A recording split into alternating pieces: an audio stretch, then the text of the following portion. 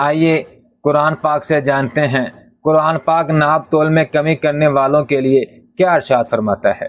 بڑی خرابی ہے ناپ تول میں کمی کرنے والوں کی کہ جب لوگوں سے ناپ کر لیتے ہیں تو پورا پورا لیتے ہیں، اور جب انہیں ناپ کر یا تول کر دیتے ہیں تو کم دیتے ہیں۔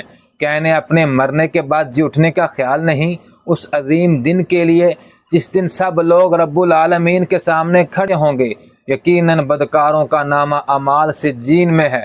تجھے کیا معلوم سجین کیا ہے؟ یہ تو لکھی ہوئی کتاب ہے۔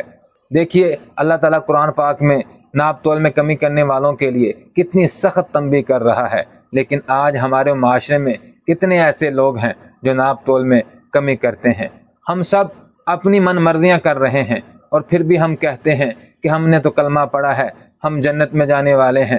لیکن قرآن پاک کی ذرا سنیں وہ کیا کہہ رہا ہے۔